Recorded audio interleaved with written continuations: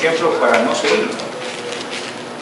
Y nosotros sabemos que fue un testimonio este rey, porque en la Escritura menciona que no hubo otro rey como este otro rey, ¿no? Hablando de los reyes de Israel. Bueno, nosotros estamos ahí, hermanos, pero más adelante, si usted va a unos capítulos más adelante, en el tiempo que el rey Ezequías estaba gobernando, y cuando hablamos de estar dirigiendo esta nación, no dirigía toda la nación completa, porque el reino estaba dividido. Ya vamos a llegar ahí, por favor. Estamos ahora en el capítulo 32 de Segunda de Crónicas, un poquito más adelante.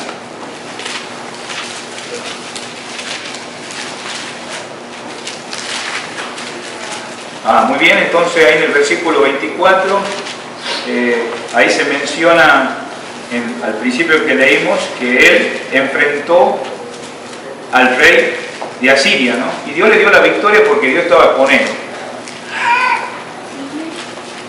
Y vamos a ver todas las cosas buenas que hizo este rey. Y vamos a ver también qué aplicación podemos sacar. Pero en el versículo 24 dice: en aquel tiempo Ezequías enfermó de muerte y oró a Jehová, y le respondió y le dio una señal. Mas Ezequías no correspondió al bien que le había sido hecho, sino que se enalteció su corazón y vino la ira contra él y contra Judá y Jerusalén.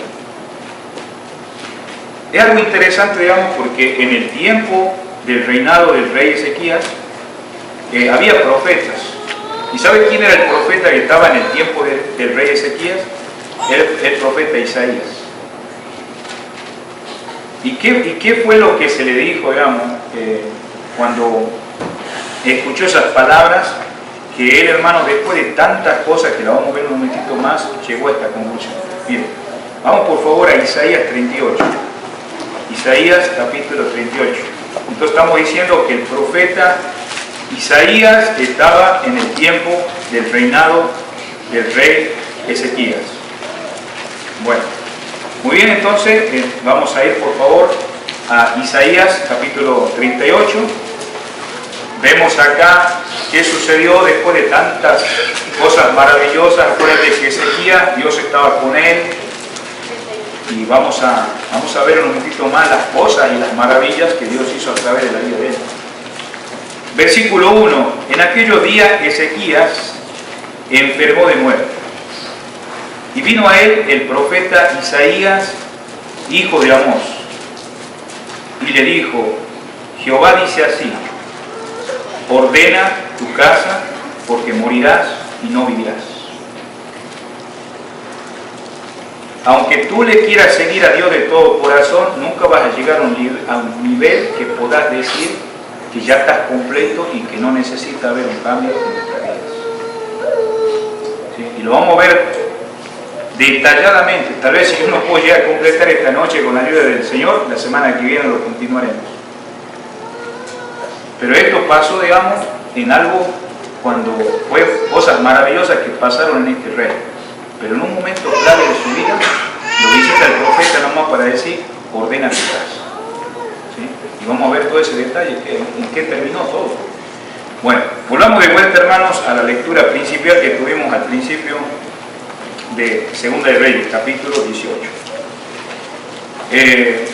Nosotros miramos en primer lugar que el rey Ezequías tenía una mamá, ¿no? Y esa mamá, digamos, lo menciona ahí en Segunda de Crónicas, quién era la mamá de este rey.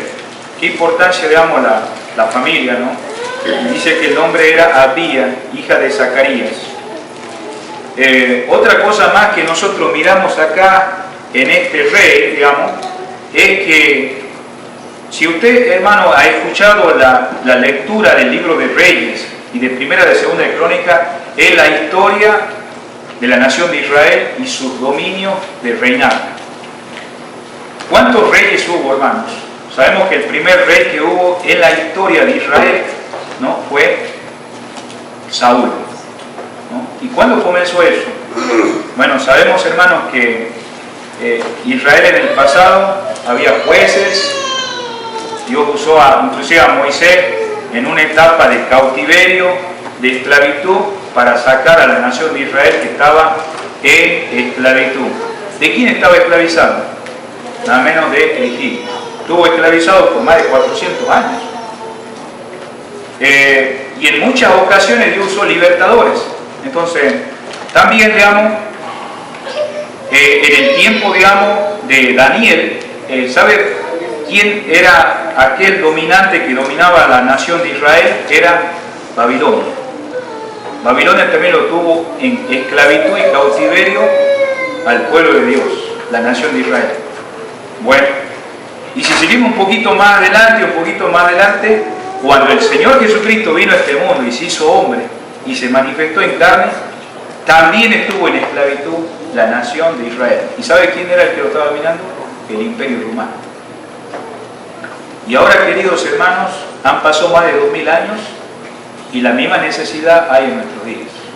La gente está en esclavitud. Estamos hablando del mundo actual, estamos hablando aún de lugares donde la gente dice invocar el nombre de Dios, pero sin embargo, hermanos, siempre hay una solución. Dios pone la salida. Bueno, dijimos, hermanos, que el primer rey fue Saúl. ¿Por qué Israel tuvo rey? Porque menospreciaron al Señor.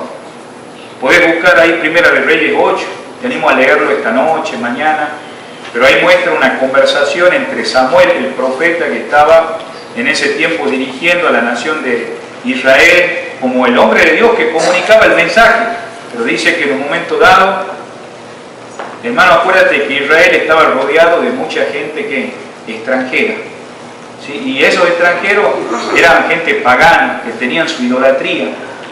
Entonces, tarde o temprano, a veces las cosas que te rodean pueden afectarte, y afectó las costumbres, las tradiciones. Entonces fue cuando el pueblo de Israel le dijo a Samuel: queremos rey como las demás naciones. ¿Y qué pasó? Pues el Señor, en su amor, en su misericordia, hablando de Jehová, se fue y le dijo: mirá, si tienen rey, les va a pasar esto. ¿Y sabe lo que dijo la nación de Israel? Toda la gente junta dijo: queremos rey como la demás nación.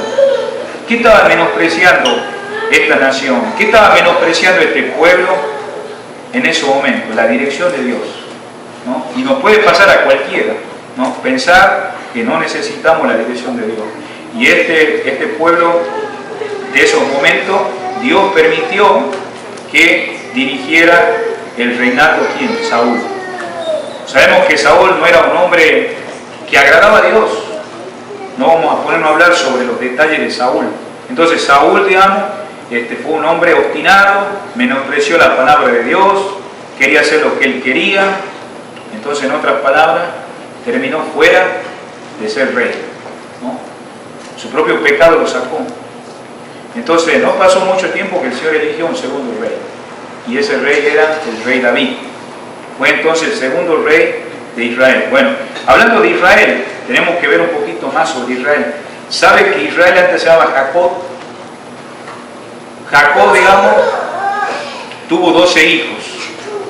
Algunos de esos hijos, uno se llamaba Neftalí, otro se llamaba Zabulón, otro se llamaba Simeón, otro se llamaba Benjamín, José, y así podemos hablar de las 12 hijos de él que se fueron llamados las 12 tribus de Israel. O sea, por eso después, cuando él luchó con el Señor, su nombre fue cambiado ¿a qué? A Israel. Entonces Israel comprendía 12 tribus, 12 hijos que habían nacido, y eso iba a formar la nación de Israel. ¿Por qué estoy diciendo esto, hermanos? Porque después de que terminó de gobernar y de dirigir la nación y murió el rey David, ¿sabe cuál fue el tercer rey? Fue Salomón. Si usted me va siguiendo y lo quiere anotar, estúdielo. Yo estoy yendo muy un poco rápido. El cuarto rey de Israel, que fue hijo de Salomón, se llamó Jeroboam. Inmediatamente cambió el trasfondo de la nación. Y por eso quiero que observes algo acá en Crónicas, por favor. Capítulo 29, ¿viste donde estuvimos leyendo?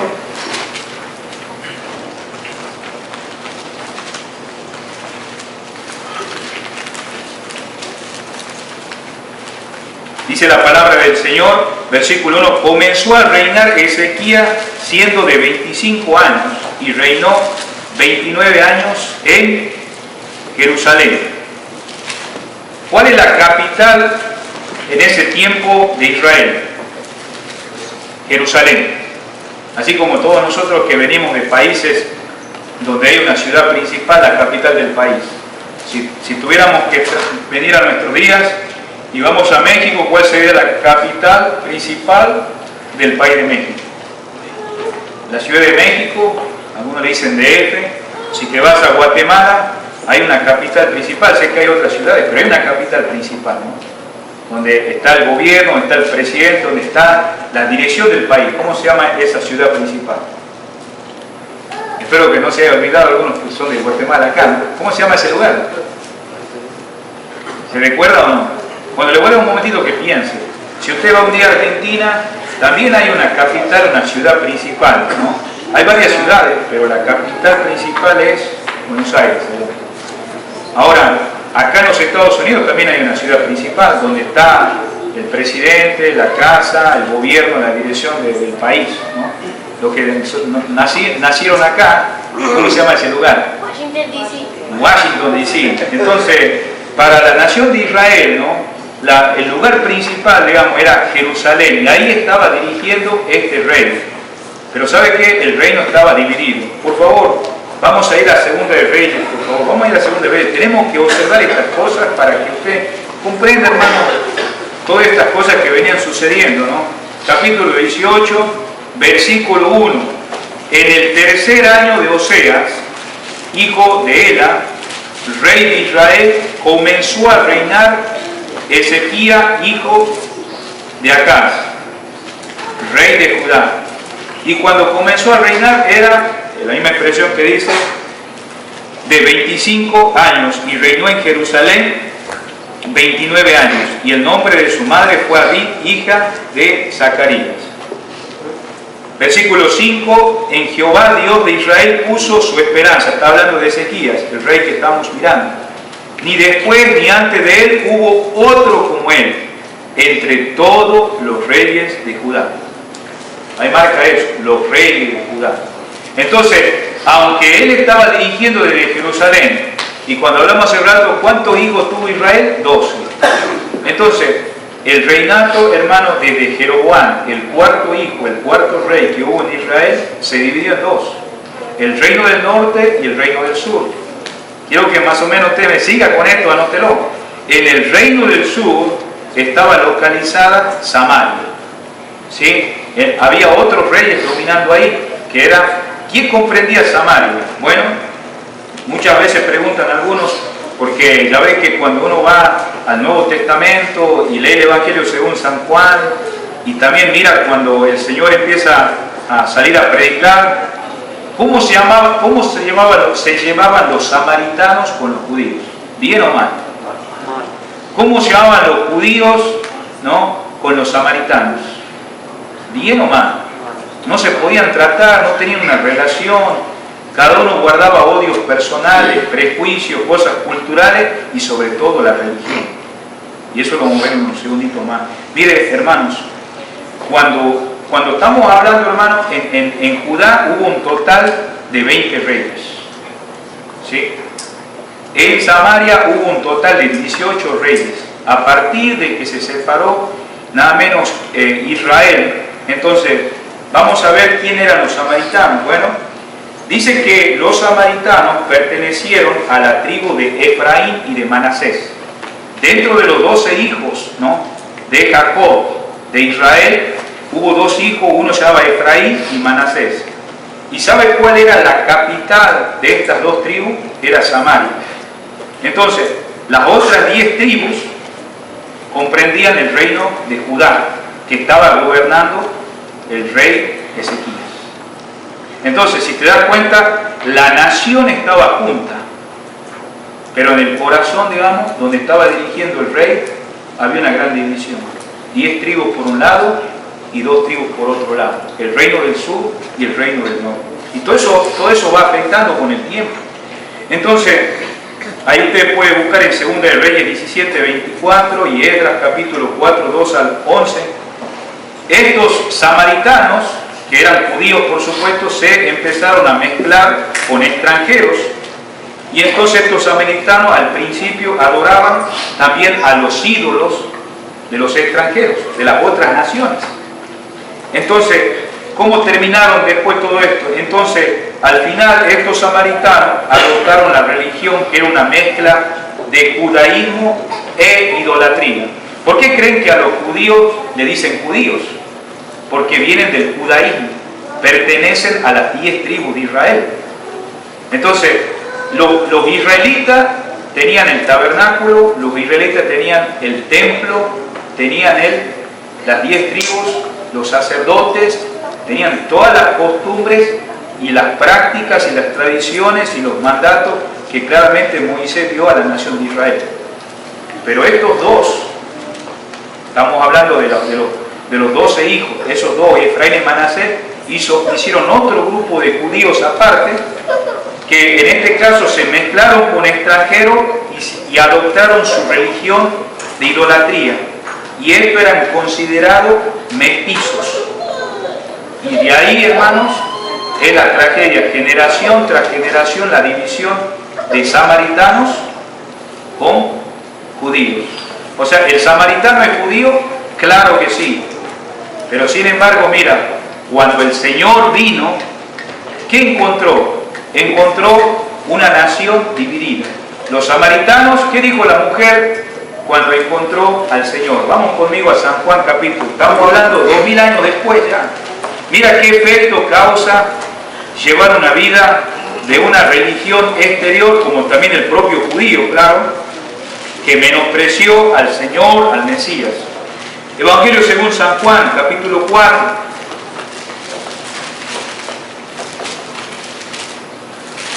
Aquí vemos el encuentro del Señor, digamos, con esta mujer, y no vamos a leer toda la historia, sino algunas cosas importantes que esta mujer conocía. En el versículo 19 le dijo la mujer: Señor, me parece que tú eres profeta. Versículo 20, nuestros padres, ¿cuáles son sus padres?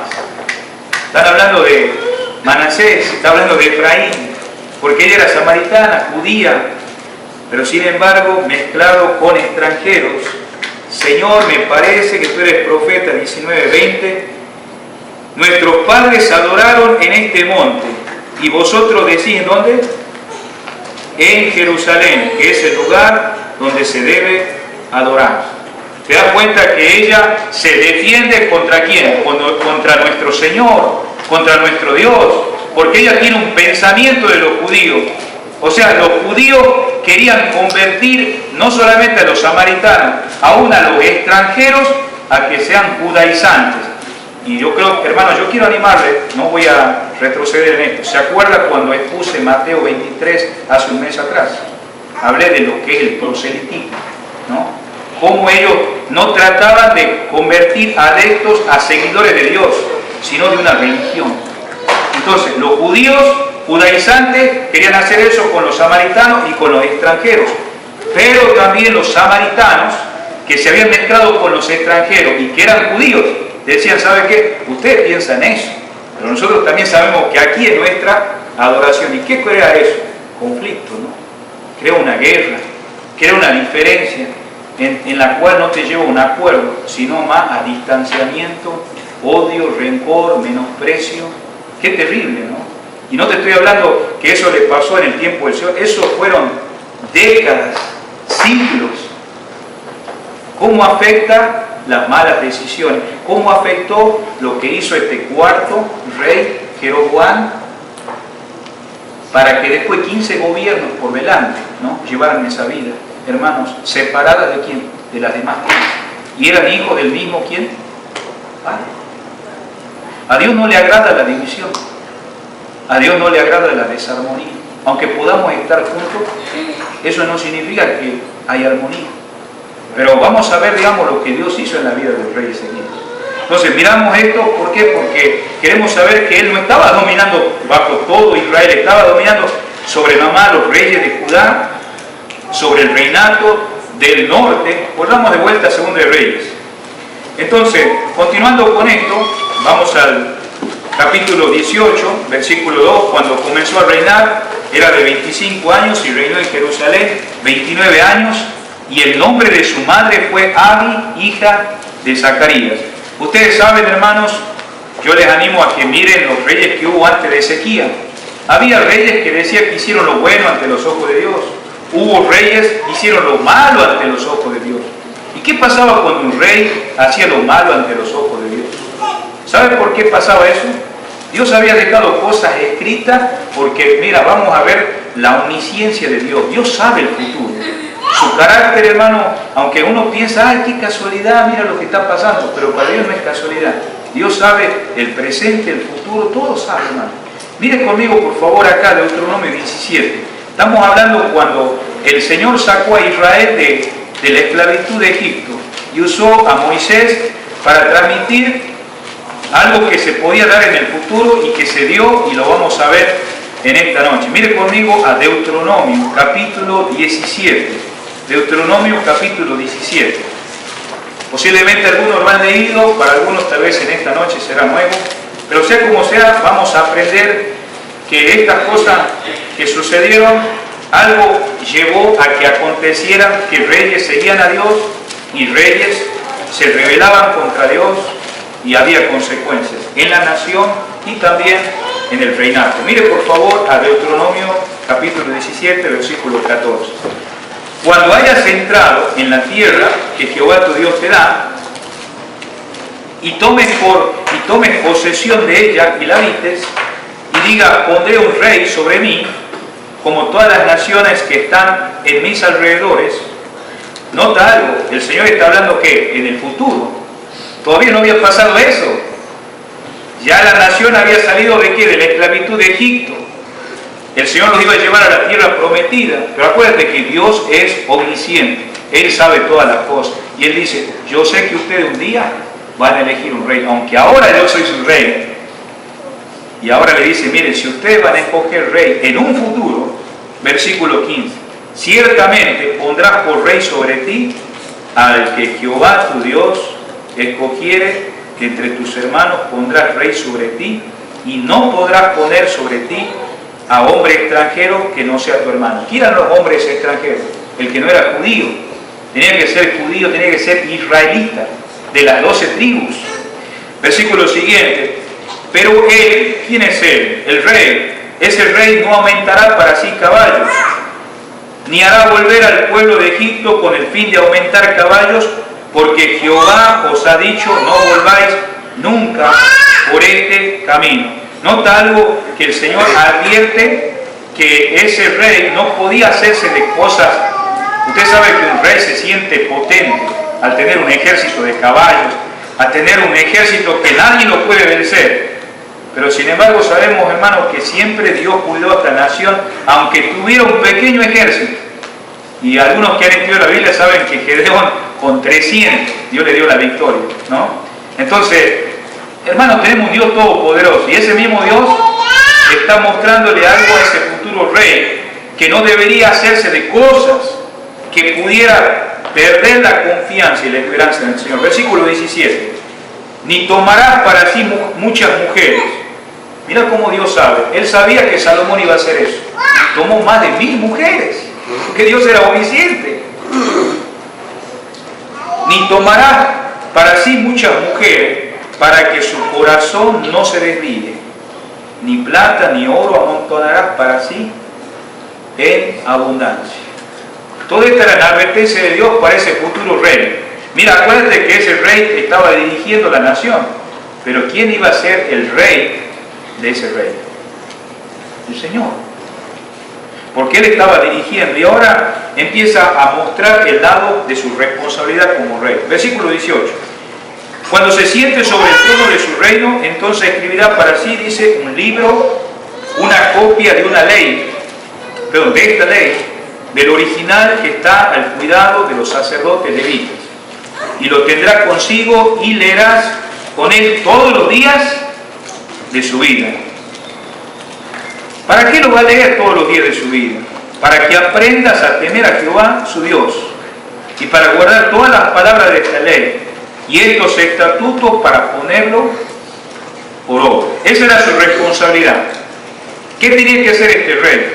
Mira, la responsabilidad de los profetas era conocer las escrituras, tenían la revelación de Dios. Los sacerdotes, los levitas tenían responsabilidades también respecto al Señor. Pero qué interesante que el rey tenía que tener la responsabilidad de leer todos los días de su vida ¿qué? La palabra de Dios. ¿Y cuál era la meta de todo esto, hermanos, en este rey? Mirad cómo termina el versículo 20. Para que no se eleve, que dice, su corazón sobre sus hermanos.